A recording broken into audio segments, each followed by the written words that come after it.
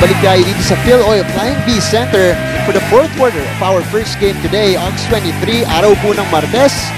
Lots of people all around here at our venue, and of course, hello to all of the people who are watching at home na nakikipag-interact sa atin sa social media. Papasok na tayo ng fourth quarter. The Sana Beda Red Lions with a very feisty third quarter. They're now in the lead, 58-47. Basketball is a game of runs. We've seen a run from San Sebastian. We've seen a run from San Beda. The important thing is you stay composed. Pag nagra-run ang iyong kalaban, tingnan natin kung magiging composed nga itong San Sebastian, especially after that big third quarter coming from San Beda. Matitest dito ang San Sebastian. Ito yung mga sinasabi nating lessons na matututunan itong San Sebastian kahit hindi pa sila pumasok ng Final Four dito sa ating season na to. Makakatulong ito sa mga susunod na seasons ni Coach Egay Macaraya and his team. Ito si Nicole Saimino, may hugot para sa atin, Mikey. Ang basketball, parang kaso yan. Ipapanalo hanggang sa huli. Ano man mangyari. Pwede. Then, kung may basketball hugot rin po kami, yan po ang aming question of the day. Dito sa NCAA, ito naman si Kyren Bugayong. Suportado niya si RK Ilagan dito. Ang basket fan. Nanonood din sa atin dito sa NCAA. Samantala, Ian Valdez finally makes a 3-point shot for the San Sebastian Zags. Try and try till you make it. Yun ang nagiging moniker nitong San Sebastian ngayon. Kanina pa sila nagmimintes.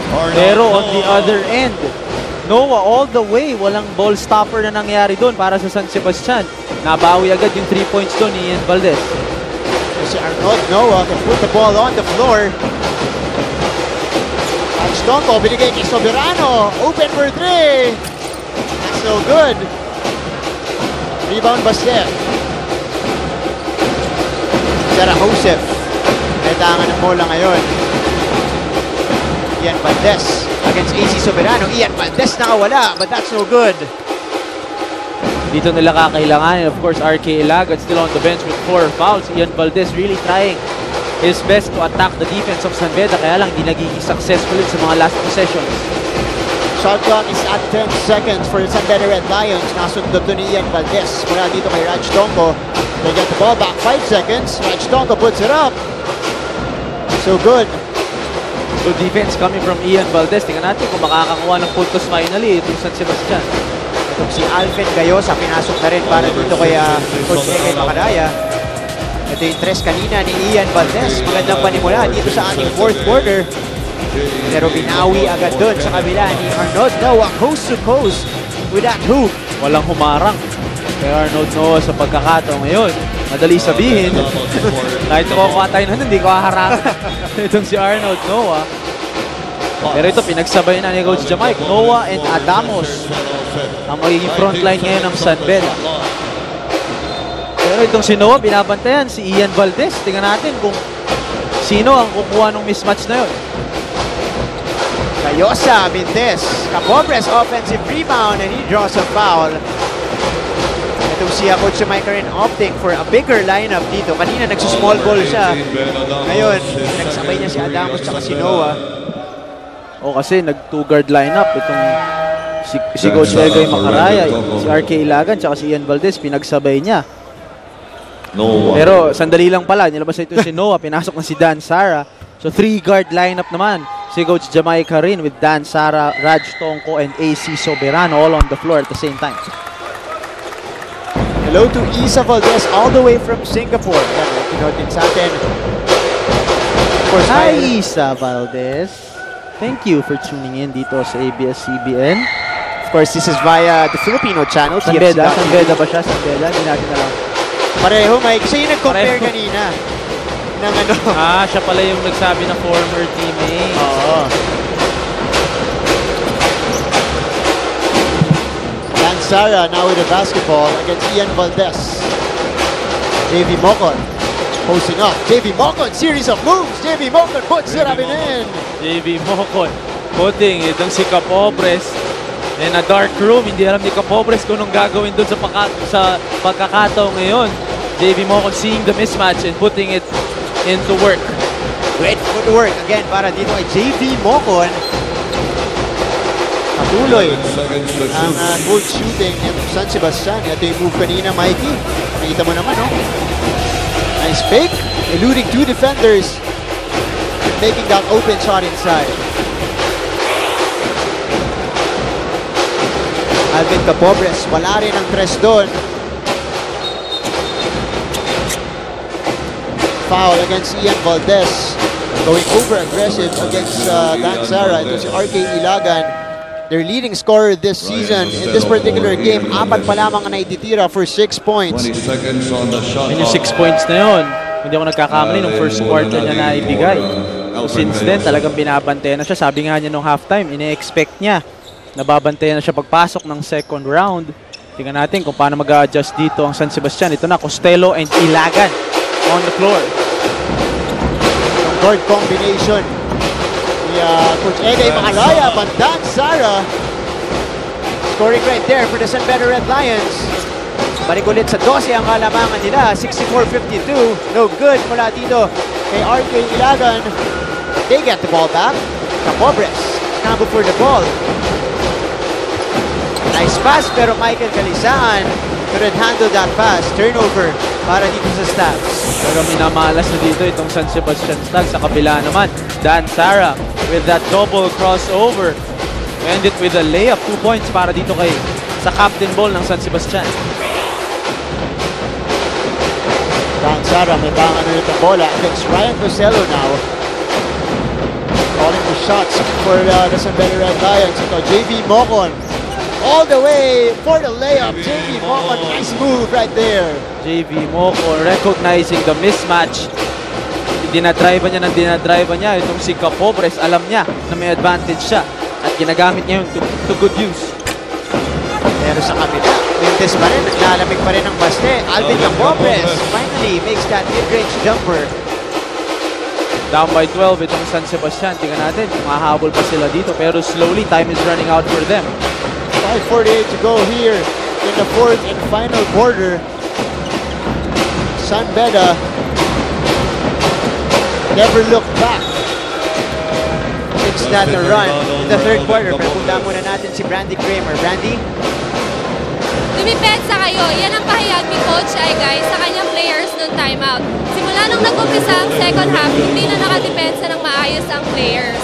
Dagdag niya, dapat ma-execute ng maayos ang plays para makahabol sila. Martin and Mikey? Maraming salamat sa iyo, Brandy. Ito naman si Coach Egay Makaraya. Of course, he's not happy with what's happening with the Stags right now. Minsan pagdating ng time na medyo minamalas ka on offense, hindi mo naman maiiwasan yun, hindi mo alam kung kailan mangyayari yung mga ganong sitwasyon. Sometimes all you need is to make stops. Hindi nga kayo makashoot, pero kung hindi rin makashoot ang kalaban ninyo, ano lang, tay-tay lang. So ngayon na hindi sila makashoot, hindi pa sila makadepensa, kaya nga laki na dito ng lamang ng San Beda. One of the main factors, of course, Ryan Costello still hasn't scored here in this ball game. He is, of course, their second leading scorer. RK Ilagan with a 4-point play opportunity. Kanina sinasabi natin na minamalas din itong si RK Ilagan, pero someone who works on his craft day in, day out. He will always have the confidence to stroke it from the outside. And fortunate enough, inaul pa siya doon ni Dan Sara. So a 4-point play opportunity for RK Ilagan. RK Ilagan, that's his third 3-point shot off this ball game. 9 points for him. Let's see if this could spark a run for the San Sebastian Stags. He doesn't make the free throw. Sayang. Every point counts from here on out for San Sebastian. 5:06 to go here in the game. Devon Potts. Red Lions moving the ball around. Robert Pollock with the basketball. JV Mocon posting up. Adamos kick out to Soberano for 3. That's too strong. Bulanari with a rebound. Nice ball movement. Galing dito sa San Beda. Hindi nagpipilit yung players nila. Yun lang, di na-shoot doon. Ni AC Soberano. RK Ilagan, mintes din ang 3 sa kabila. The ball will go back to the San Beda Red Lions. Nakita yung frustration sa mukha dito si RK Ilagan. Yung 4-point play, na-shoot niya. Pero yung open-open, hindi siya nakakonect doon. Pero tingnan mo naman si Robert Bolick, an all-around performance. for the veteran point guard of San Beda. Of course, rookie siya sa San Beda. Pero veteranong yan. Of course, Robert Bolick, 9 points and 12 rebounds. Kita mo yung intangibles na ginagawa o na binibigay dito ni Robert Bolick. Kami si Kel Meguer, we bleed in red gold. Bravo Baste. Para naman dito kay Siege, another San Sebastian fan. Naniniwala na makakahabol sila dito. But Robert Bolick right now, he needs to be careful. That's his 4th foul.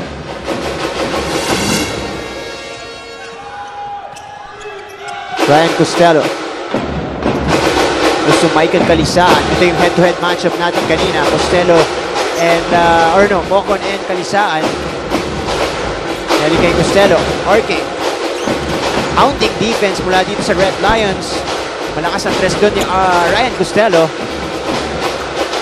JV Mocon finally secures the rebound for the Red Lions. 4 minutes to go. Still a 9-point lead para dito sa San Beda. San Beda will have to make sure of their possessions din. If you will not convert, make sure maraming oras ang nawala. Nice passing para dito sa San Beda. Benedict Andamos couldn't finish. Foul ang itatawag dito kay AC Soberano. Could have put the nail on the coffin para sa San Beda. Unfortunately, hindi nakakonekta doon si Benedict Andamos sa ilalim from a nice pass coming from JV Mocon. Kasi Ryan Costello. It's his time to put itong San Sebastian on his back. Of course, the veteran point guard of Coach Egoy Macaraya na hindi pa nakakapunto sa ating game. Pero he still has 3 minutes and 50 seconds. I'm sure hindi importante sa kanya yung stats niya. Importante makakuha nila yung panalong ito. Of course, Mikey, you can't sleep on a San Sebastian team who lives outside dyan sa 3-point area. Easily makakahabol yan. Just because talagang pag kumamata sila from the outside, kaya nilang sunod-sunod. Ryan Costello missing the second free throw. One more free throw ang in-award dito kay Ryan Costello. Down to 8 ang kalamangan itong San Beda Red Lions. 3:49 to go here in the 4th and final period. And Ryan Costello finally makes a free throw. Baba sa 7 ang kalamangan. Mahaba pa ito, Mikey. 3:49. JV Mocon breaking the press. Ito opens. AC Soberano in and out. Lahat nga naman ng mga open for San Beda. Kaya lang, hindi nakakonekta doon. Ito si AC Soberano. Bola na naman ng Baste. And the big basket coming from Justin Mercado, which cuts the lead down to 5. Justin Mercado scores underneath. JV Mocon wants to answer. RK is right there. Pero mananatili ang bola dito sa San Beda. Almost a completed steal galing kay RK Ilagan. Pero Ryan Costello showing us the vision. Ganda ng attacking niya doon. Seeing Justin Mercado for that easy 2. Ball movement again working para dito sa San Sebastian Stags, but backing violation. Nagkahiyaan doon. Ito si JV Mocon and AC Soberano. Hindi nila alam kung kanino pinapasa ni Dan Sara yung bola. Right away, tinawag agad ni Coach Jamay si Robert Bolick off the bench. Ito, yapan tayo. Yung pasa kanina ni JV Mocon. Hindi sila nagkaabuyan doon ni AC Soberano. Kukay nga alas. 5 ang kalamangan dito ng San Beda Red Lions. And we are back here on ABS-CBN Sports in action for the live coverage of the NCAA Season 92. As you guys can see, our Smile Your On-Cam segment, our beautiful ladies all around here at the Phil Oil Flying V Center, of course, supporting their respective teams. Unang laro pa lang po ito, San Beda Red Lions kontra dito sa San Sebastian Golden Stags. Jordan De La Paz. Ayan o. Hindi muna bago laro. Para kay Jordan De La Paz, of course, ng Jerry Heavy Bombers. Mamaya ay maglalaro na naman. Kontra Letran, Mikey, maganda yun. Laro yun. Blast Brothers against Stingray ng Batak. Tingnan natin kung sino ang magwawagi sa labanang yun. Pero ito, balik tayo sa ating laro. Down to 5 ang kalamangan ng San Beda. Bulanadi, putting on the move. Bulanadi! Hey! What a shot coming from Alin Bulanadi. Surprisingly, paglabas ng timeout, biglang nagsona itong San Beda. And Bulanadi making them pay. Rainbow shot mula dito kay Alin Bunanadi brings them to within 3 points. Ito na naman. San Beda hindi pa masyado tested when it comes to these kinds of games. Nadikitan sa 4th quarter. Ganito sila natalo sa GRU. Tingnan natin kung makukuha ulit ng San Sebastian ito. Isa pa para ay Bulanadi, but no good. Justin Mercado underneath for the putback. Pasahan tayo coming from Bulanadi. Hindi tumama na rin pero napaganda pa Justin Mercado. Right place, right time for that putback. Kita mo naman, crossover pull up para kay Alin Bulanadi. At ito yung assist naman niya to. assist naman siya dito sa play na to. Ganda na ng putback nitong si Justin Mercado. Babasa isang kalamangan ng San Beda, 66-65. Babalik po tayo dito sa ABS-CBN Sports in Action. Babalik tayo dito sa ABS-CBN Sports in Action for the last 2:29 of this ball game. San Beda Red Lions still in the lead right now despite that run from the San Sebastian Stags, 66-65. And we are gearing up for a down-to-wire finish here in this ball game.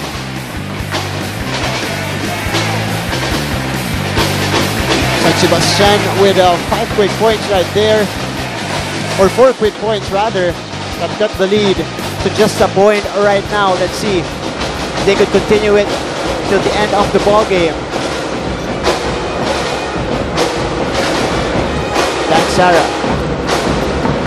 JV Mocon against Michael Calisaan. Robert Pollock. Robert Pollock nakahanap ng makape, finds Dan Sara, cross-court pass. Dan Sara, foul ang tinawag doon. Ryan Costello. Number 4, Ryan Costello. Kagaya. Game against GRU. Coach Jamay is in search of his go-to guy pagdating sa mga ganitong last 2 minutes na dikita ng laban. Tingnan natin kung sino sa step up para sa San Beda. 4 na foul doon kay Ryan Costello. Another game na matitest itong San Beda Red Lions. JV Mocon. Could he be the guy? JV Mocon with that clutch basket. I think he can be that guy, JV Mocon, coming off a big season last year. Talaga naman siya ang naiwan coming from that final stint. Tingnan natin kung siya rin ang magdadala sa San Beda. Pero Alin Bulanadi sa kapila naman. Tie ball game na to, Martin. Tabla na po tayo, 68 all. Action picking up here in this ball game. This is the first deadlock of the game, by the way. And it came with 137 seconds to go here in the 4th quarter. A steal from San Sebastian. Bulanadi again on the defensive end din. Nakakatulong din. Justin Mercado. Good foul doon galing kay JV Mocon. Pero ang ganda na naman ang pasa ni Ryan Costello sa kanyang big man. Ball number 9, JV Mocon. Ito yung basket kanina ng JV Mocon that gave them that 3-point lead. Pero sa kabila, suwabing-suwabe. Stroking that 3, itong si Alin Bulanadi. 2 free throws for Justin. Bumalik pa sa crowd ito si Alin Bulanadi. Pero ito si Justin Mercado, nakakailan na to. Open lagi sa ilalim. Tingnan natin kung makaka-convert sa free throw line ito to regain the lead na nawala nila nung 3rd quarter. Justin Mercado will be tested. First free throw is too strong. Woo! 1:25 to go. Tabla po ang ating laban. Again, this is the first deadlock of this ballgame dahil naghahabulan ang dalawang kupunang ito buong laro. Here we go. Justin Mercado with a second free throw. And he could not convert. Pero tie ball game to. All they need is one stop. Robert Pollock goes to the Von Potts. Back to Dan Sara outside. Timeouts. Tag-isa para sa parehong kupunan. Kanino sila pupunta? Kanino mapupunta ang bola para sa San Beda? Nakita ng buwang si Dan Sara pero mintis ang layup. Ivan Bulanadi. 1:03 to go here in the game. Ryan Costello with the basketball. Binigay kay Calisaan. Against Robert Pollock. Calisaan takes a contested jumper. No good. Not the best shot para kay Coach Egay and his team.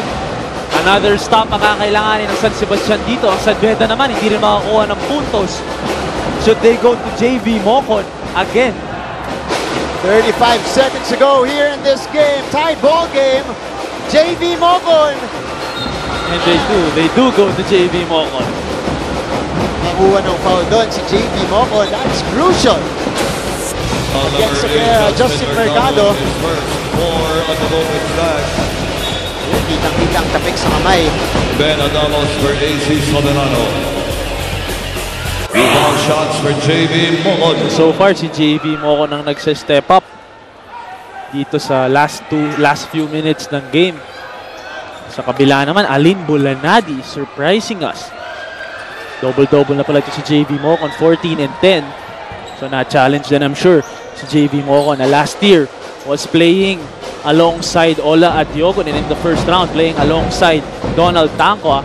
Ngayon talagang lumalabas itong leadership tsaka skills as an individual itong si JV Mocon. And this could be a revelation game para dito kay JV Mocon, but he misses that free throw. Missed free throws ang nangyayari dito sa ating endgame. Again, 28.1 seconds left. Down to our finish here for the first game of our Tuesday offering.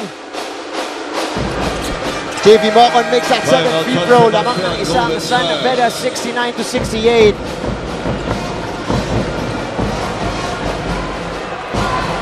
Ito, tignan natin kung ano magiging game plan ng parehong coaches.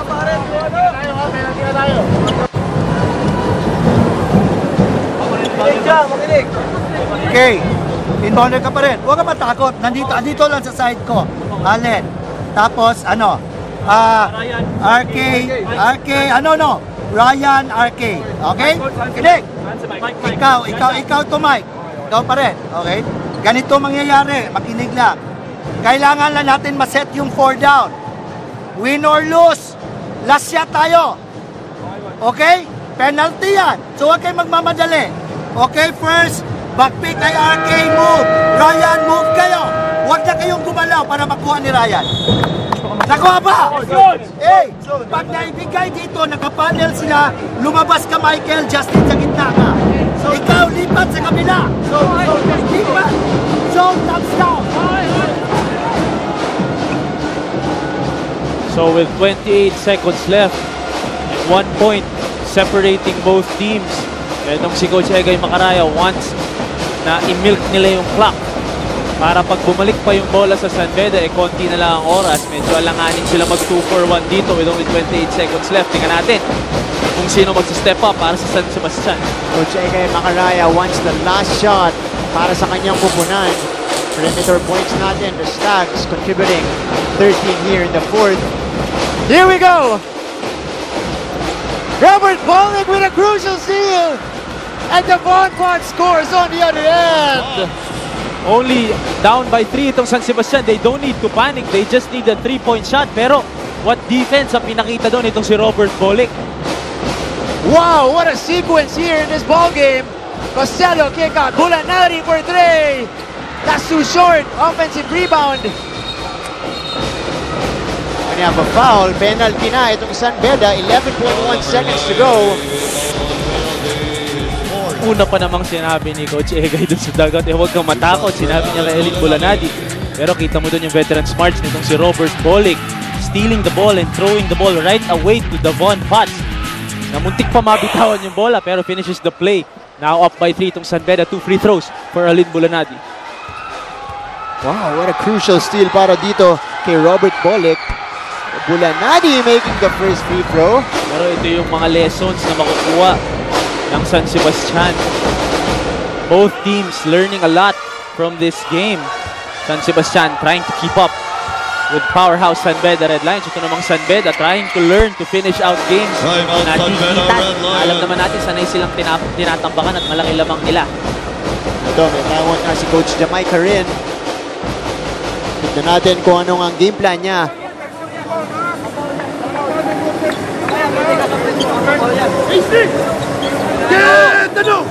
Get Ben! Let's go! Walk on! Sit down! We don't need to score, but the problem is we need to be strong with the ball. Need the ball. Clear! Can you inbound this, not Sarah? How about you, Raj? Can you inbound this? Okay. I need to inbound. Raj. AC, you're gonna be here. Dan, you're gonna be here. Robert. T. There will be no screen. Just screen for Robert. You're coming out. Robert. You're going away. Robert, pop out. AC, sprint out. It's just stand over here. Okay. Pag hindi makuha ni Dan. Robert, I need you to get that ball. Then we spread out. Hold the ball.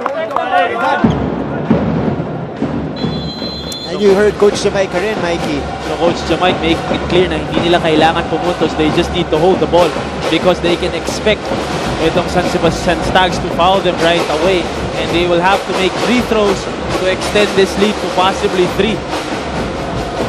Importante dito ay ma-inbound ni Raj Tongko ang bola na kanina nga nagkamali itong si Alin Bulanadi. Ngayon, he has a chance na babawi siya pumapatay kay Raj Tongko dito sa inbound natin. They need to get the ball in bounds. Ayan, they get it to Dan Sara. Dan Sara will be tested here. 2 free throws for the captain ball. Team captain of the San Pedro Red Lions. Ryan Costello penalty. Obras ang natawagan doon. Both teams wala ng timeout dito. Dan Sara will go to the free throw line for 2 crucial free throws. So from a free throw lineup, in comes the defensive lineup of Coach Jamaica rin. JV Momon and Benedict Adamos back on the floor. Tingnan natin ang tapak ni Dan Sara. That's the 5th foul on Ryan Costello. So he fouls out, but Dan Sara mintis ang unang free throw.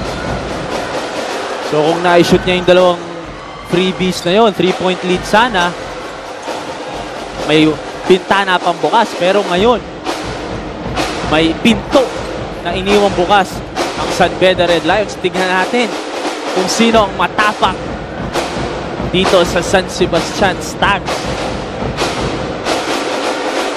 This next free throw, very crucial for Dan Sara. Wala ng timeout, parehong kupunan. And Dan Sara misses both. Tumatakbo ang base. Bulanadi pulls up. Bulanadi puts it in! Alin Bulanadi taking over this game. What a play! And turnover for the San Beda Red Lions. Will this be San Sebastian's third win and San Beda's second loss of the season? What a play coming from Alin Bulanadi. Pati ata siya nagulat dun sa nagawa niya ngayon. Wala ng timeout ang parehong kupunan with 1 second left. San Sebastian just needs to get this ball in bounds rather. Ian Valdez ang mag-i-inbound para sa kanila. And he gets it in! The San Sebastian Stags! Wow! Mikey! Wala akong masabi sa puso ng San Sebastian Stags. Slaying another giant of the NCAA. Back-to-back wins. Perpetual and then San Beda. Coach Egay and company really blossoming dito sa ating game. What an upset para dito sa San Sebastian Golden Stags. They win this game 72-71. Ito yung last play natin kanina, Mikey. Bulanadi getting that rebound. Dinerecho na niya, pull up 3. Ayun, pumasok para dito kay Alin Bulanadi. Yung kumpiyansa, nung hindi na niya binigay yung bola, siya na. Kita mo yung emosyon dito ni Alin Bulanadi. What a win coming from the San Sebastian Stags. And finally, nakikita natin nakangiti si Coach Egay. So 2 straight wins para dito sa San Sebastian Stags. They move up to 3-9 dito sa ating season. Samantalang itong San Beda Red Lions, only their second loss. 10-2 na sila, Mikey. Pero hindi na rin masama. Pero this is the start of their post-Donald Tangwa era. Again, here dito sa ating laro. San Sebastian Stags winning this game 71-72. Grabe yung puso na pinakita ng San Sebastian Stags. Pero itong si Alin Bulanadi, sino pa ba pipiliin natin? 16 points, hindi lang ho siya ang nagdala ng 4th quarter, pero nung first 3 quarters siya talagang gumagawa na si Alin Bulanadi. Following his last game up, ganda rin ang nilalaro nito last game. 16 points, 6 rebounds, 2 steals, 1 assist sa ating laro, and the game-winning basket coming from the forward of Coach Egay Macaraya, Alin Bulanadi. Alin Bulanadi going clutch here in this ball game again. The San Sebastian Golden Stars completing the upset 72-71. Samantala, ang ating next game naman, it's going to be the LPU Pirates, the reinforced LPU Pirates. Dahil nandiyan na si Joseph Gabayni. Mga kalaban nila maya-maya, Olwell Oraime and the rest of the Mapua Cardinal. Is going to be a great game. 6-4 Mapua, 5-5 LPU. At pagkatapos po niyan, parehong 5-5 na team. JRU at Detran ang maglalaban. What an exciting day. Maganda yung simula natin dito, Martin. Ito, LPU, Mapua coming up next, but San Sebastian Stags pulling off the upset again here in this ball game. In behalf of our broadcast team, Mikey Reyes, Brandy Kramer, Larry Diang, Direk Raul Diacampo, ako po si Martin Avdier. Buo kayong aalis, magbabalik kami dito sa ABS-CBN Sports in Action for the live coverage of the NCAA Season 92.